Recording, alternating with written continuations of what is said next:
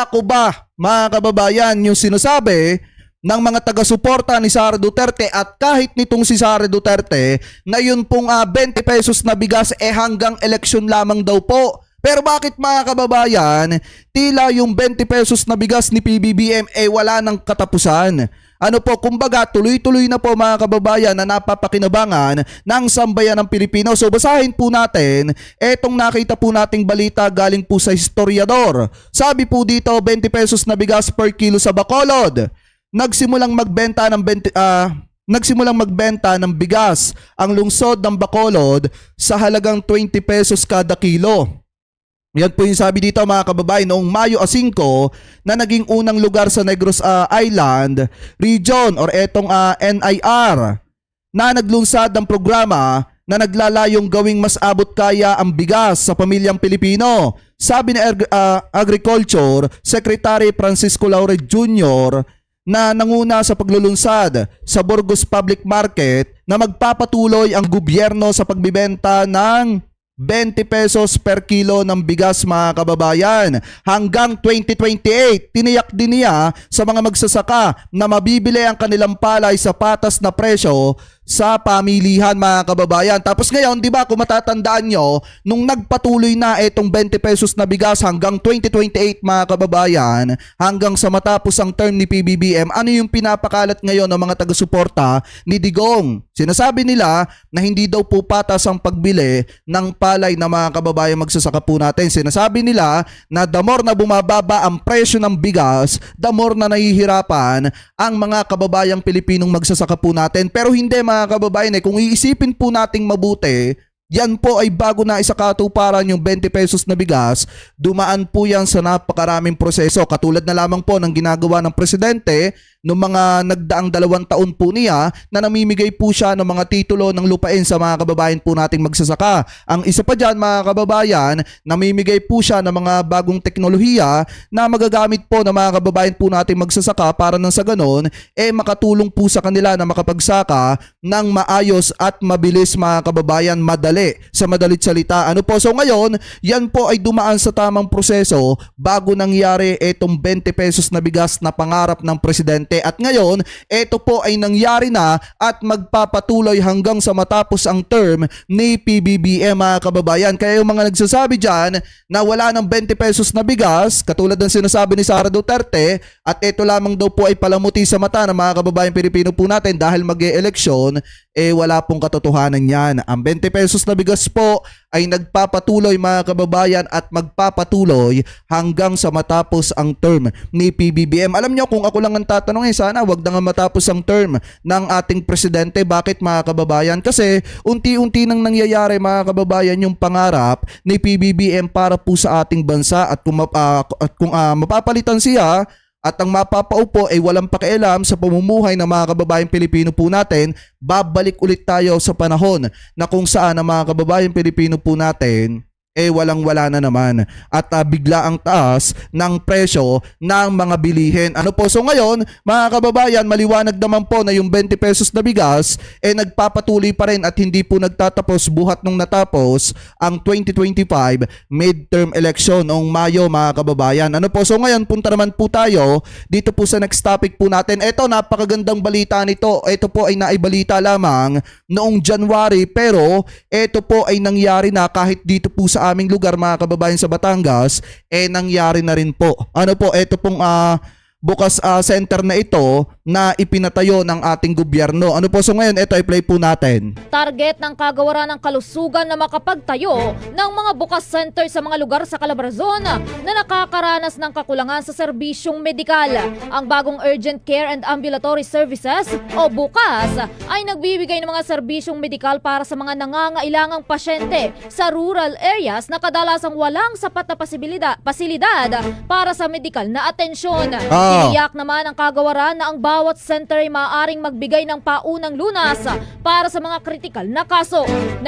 Itong bukas center na ito, napakalaki po ang naitutulong nito sa mga kababayan Pilipino po natin dahil nakakapagbigay po sila, mga kababayan, ng paunang lunas sa mga kababayan po natin na may mga matitindi pong karamdaman, especially yung mga kababayan po natin na kapos mga kababayan sa pang-araw-araw na pangailangan at may nararamdaman sa kanilang kalusugan, mabilis po silang nakakalapit dito po sa Bukas Center na ipinatayo ng ating gobyerno. Ano po ngayon, ipagpatuloy pa natin. Bigay din ito ng magagandang oportunidad para sa mga healthcare workers sa paghahatid ng kalidad na pangangalagang medikal sa komunidad. Ang bahaging ito ay Ayan, tingnan nyo mga kababayan, ito po ay naibalita noong January 20. Pero kung titingnan nyo mga kababayan, kahit po dito sa Batangas, dito po sa BAT-MC, dito sa amin sa Batangas mga kababayan, ay meron na rin pong bagong urgent care and ambulatory services mga kababayan, or eto pong Bukas Center. Ito po ay nakakatulong sa mga kababayang Pilipino po natin nakapos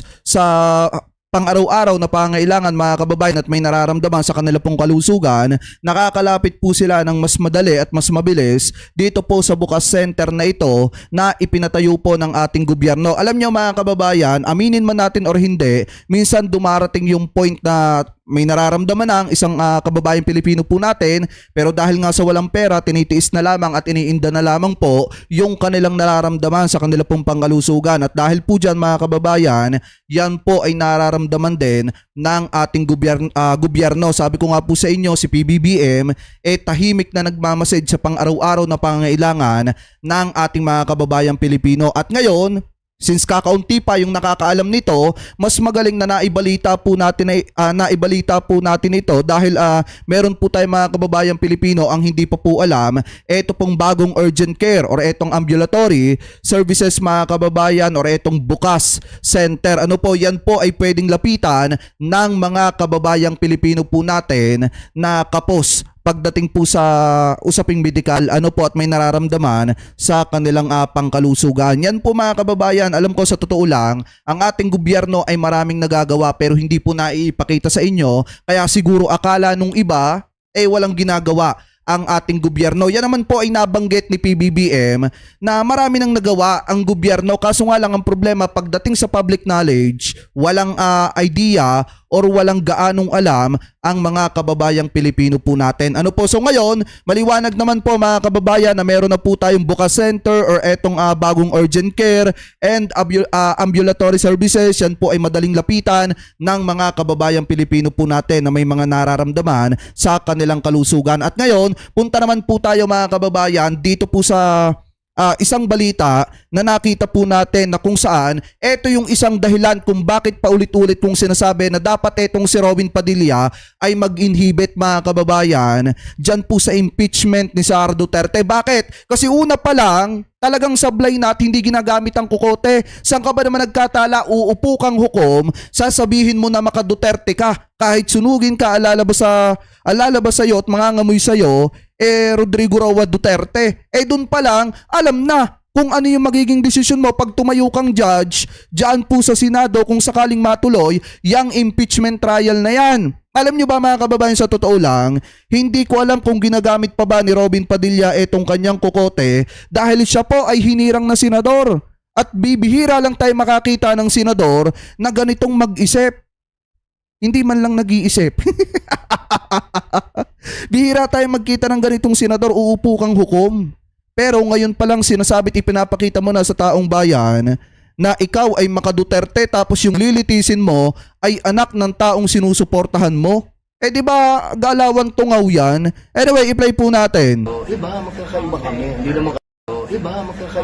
Hindi naman kami nag-uusap-usap. Wala kaming, may kanya-kanya kaming isip, may kanya-kanya kaming gawa, may kanya-kanya kaming staff.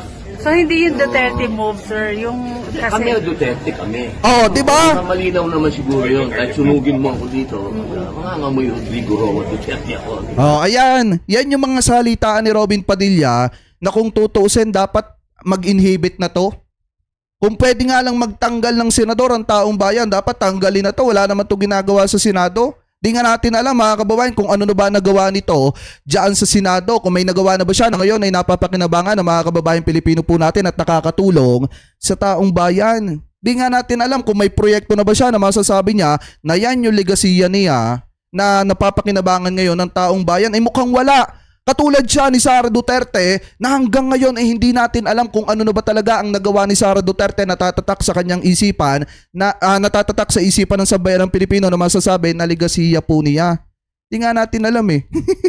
Kung may nagawa na ba etong dalawang ito. Biruin mo si Sara, patravel-travel lang, paalis-alis lang ng bansa. Lalo na ngayon at nahaharap po siya sa posibleng impeachment trial. Di ba, nasan ba si Sara Duterte ngayon? Nasa ibang bansa, pa-travel-travel, pasarap buhay. Samantalang etong si Robin Padilla, anong ginagawa? Puro pagtatanggol kay Sara Duterte at hindi natin alam kung may nagawa na ba ito. 'Di ba, sayang lang ang pinapasahod ng taong bayan sa mga ito. Galit na galit sila sa mga ayuda, pero mismong sila inaayudahan, pinapasahod ng taong bayan, pero ang ginagawa naman puro pagtatanggol sa tao na ang kalaban ay mamamayang Pilipino dahil nga gustong paparagutin ng mga kababayang Pilipino po natin patungkol sa paglulustay ng pera ng mamamayang Pilipino. So ngayon, ipagpatuloy pa natin. Pero yung draft ko, walang kinalaman sa draft ni ganito o draft ni ganon. Akin yun sa sarili ko. Pero Senator, yung inyong resolution is to dismiss the impeachment case. Terminated. Ang kanyang resolusyon, mga kababayan, ay terminated. I-terminate yung impeachment nitong si Sara Duterte, mga kababayan. Ito wala pa to do sa mismong judgment. Yung pinagtatalunan ng mga senador, mga kababayan, I think kahapon, is about kung magkukonvene ba, magtutuloy ba o umpisahan na ba yung impeachment trial ni Sara Duterte, kung magkukonvene ba ang Senado. Pero para kasi dito kina Robin Padilla, siguro ang nasa isip nila, eto na yung judgment, kaya dapat ma-terminate na yung impeachment ni Sara Duterte. Pero kung iisipin nyo, bakit masyadong takot na takot etong mga senador na ito na sumalang si Sara Duterte sa impeachment trial?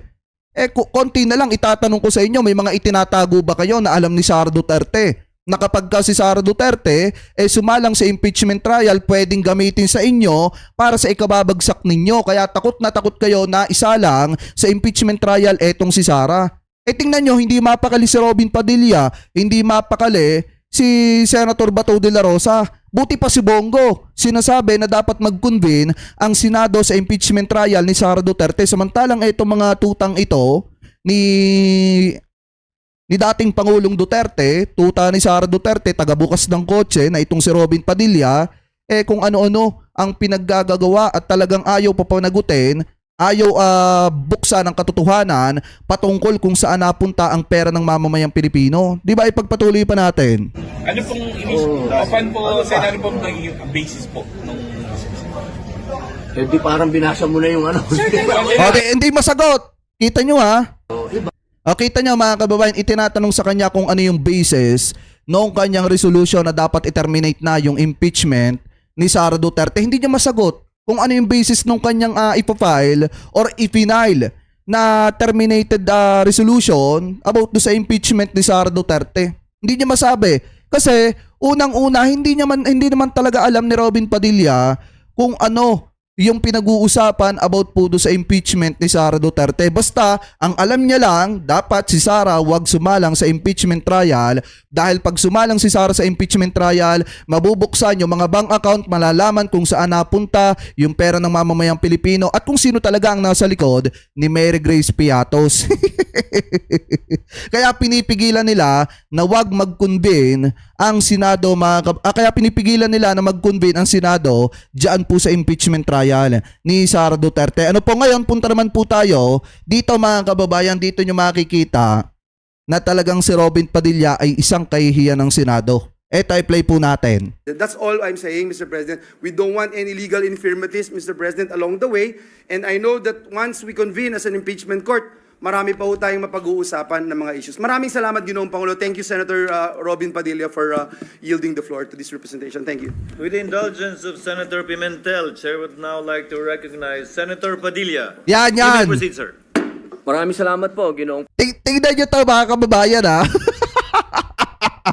Tingnan nyo to. Pangulo, katulad po ng sinabi ni Senator Joel Villanueva, ako po ay hindi po ako abogado. Katulad po ni Senator Bato. Pero sa maikling panahon ko po dito, lagi natin binubuksan ang ating rules. At yan po ang unang-unang dinala sa akin nung ako po ay nanalong senador at ako po ay pinuntahan ng sekretariat. Ang una pong binigay sa akin ay yung rules. Napaka-importante ng rules. Yan po ang unang-una talagang isinaksak sa aking ulo.